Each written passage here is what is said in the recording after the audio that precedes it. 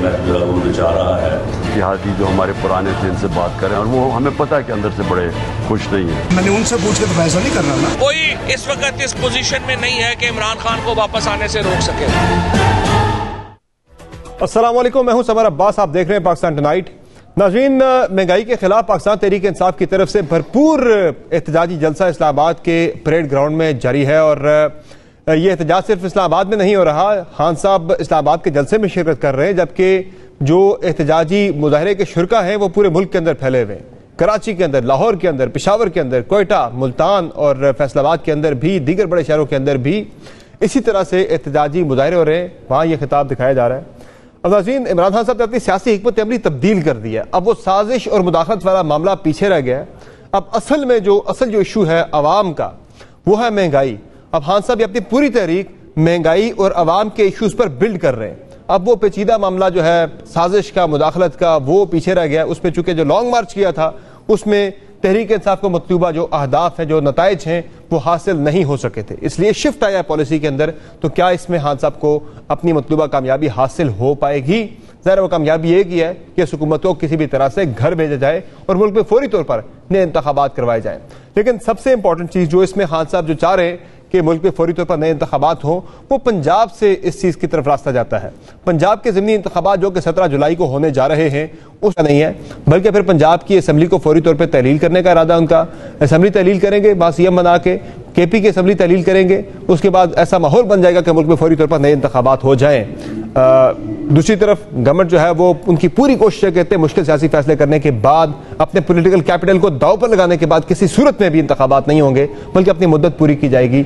इस सारे मामले में जो मुल्क की सियासी सूरत हाल है वो क्या बनेगी, सियासी मंजरनामा क्या होगा, और जो इख्तलाफात हैं गवर्नमेंट के अंदर, वो गवर्नमेंट के लिए इस तहरीक के साथ साथ एक और बड़ा चैलेंज पैदा कर रहे हैं। वो चैलेंज ये है कि एक तो इत्तेहादी आपस में एक दूसरे से उनके गिले शिकवे हैं।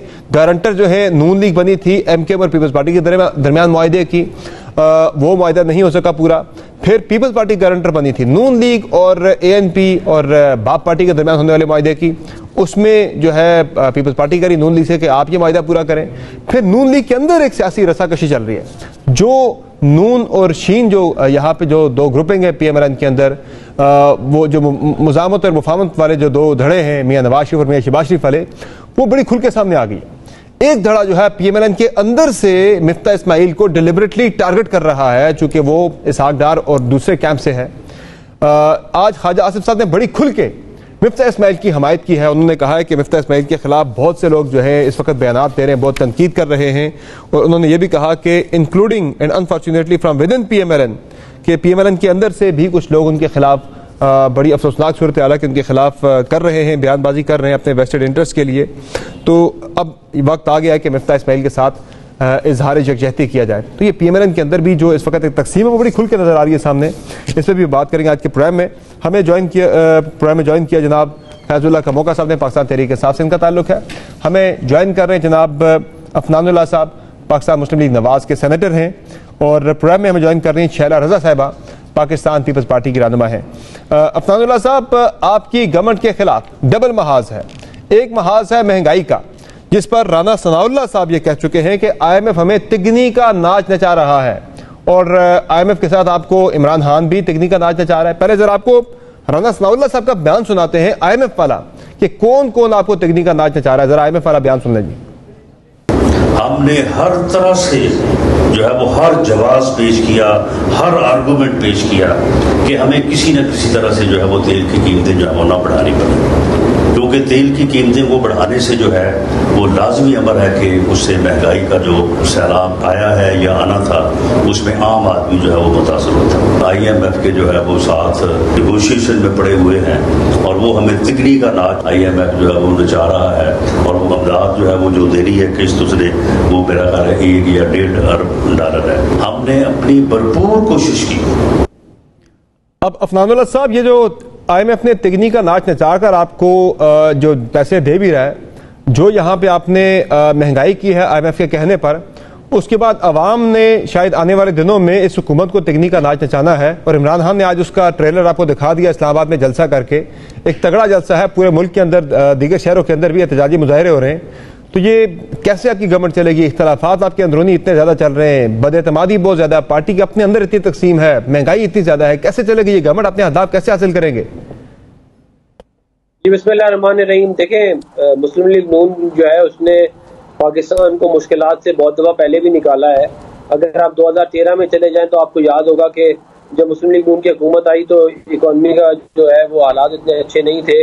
ٹیررزم جو تھا وہ اپنے پیک کر رہا تھا، روزانہ بم دھماکے ہوتے تھے، کراچی میں لاشیں گرتی تھیں اور سی پیک نہیں تھا. تو ہم نے ان تمام چیلنجز کو سامنے رکھتے ہوئے پھر بھی حکومت میں آئے اور اس کے بعد ہم نے ڈیلیور کر کے دکھایا. ہم نے لوڈ شیڈنگ کا مسئلہ حل کیا، ہم نے ٹیررزم کا مسئلہ حل کیا، ہم نے کراچی کا امن و امان کا مسئلہ حل کیا، ہم نے سی پیک کے تھرو پاکستان کی تاریخ کی سب سے بڑی انویسٹمنٹ پاکستان میں لے کے آئے.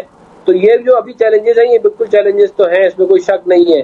یہ IMF پروگرام کا ہو گیا، مہنگائی کا ہو گیا، عمران خان صاحب کا جو تماشا ہے وہ 2013 سے 2018 بھی چلتا رہا، اب وہ تماشا دوبارہ چل پڑا ہے. تو یہ ان چیزوں کی ہماری پہلے بھی کہتے ہیں ہم نے ان چیلنجز کا مقابلہ کیا ہے. ہم آگے آنے والے وقت میں بھی ان کا مقابلہ کریں گے.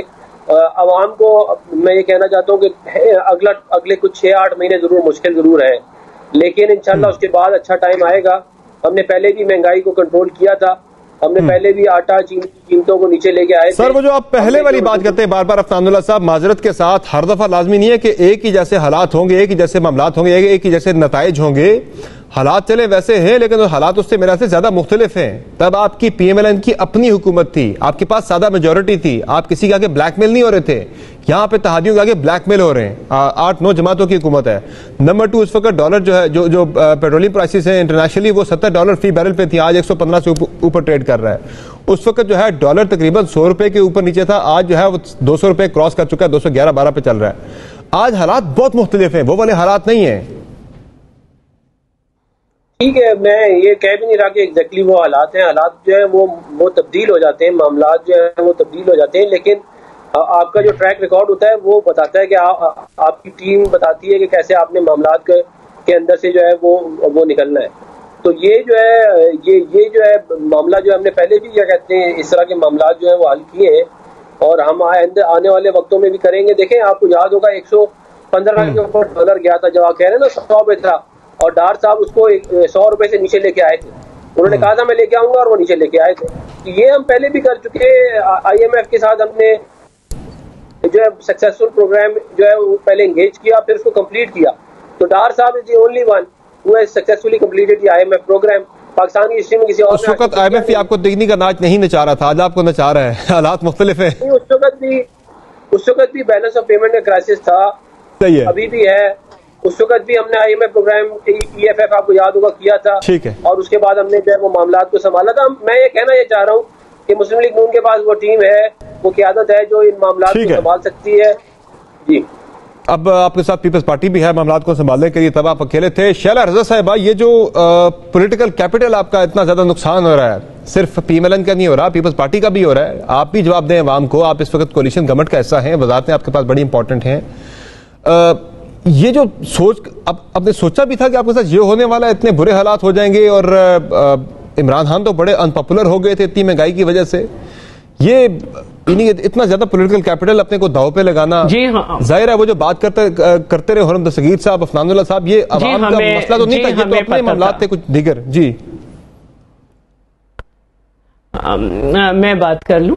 دیکھیے ہمیں سب اندازہ تھا اور بہت اچھی طرح اندازہ تھا، اگر آپ کا ملک انٹرنیشنلی ڈیفالٹ ہونے والا تھا تو اس کا مطلب تھا کہ جو کچھ آپ کو انٹرنیشنل لیول پہ کرنا تھا اپنے ملک کے اندر آپ نے وہ نہیں کیا. اور ہمیں پتا تھا کہ IMF سے کیے ہوئے معاہدے پورے نہیں کیے جا رہے، اسی لیے جب 12 روپے سے زیادہ پیٹرول بڑھا کے واپس لے گئی تھی تو شاہد خاقان عباسی صاحب نے کہا تھا کہ آپ کو یہ نہیں کرنا چاہیے. تو فواد چودھری نے اور دوسروں نے ان کا مذاق اڑایا تھا. انہوں نے کہا تھا کہ جب یہ بالکل کوئی اتنی پرانی بات تو نہیں ہے، تو اس وقت یہ کہا تھا کہ آپ یہ غلط کر رہے ہیں، کہ آپ یہ سیاسی فیصلہ کر رہے ہیں کہ آپ کو قیمت بڑھانی ہے معاہدے کے مطابق، لیکن آپ نہیں بڑھا رہے.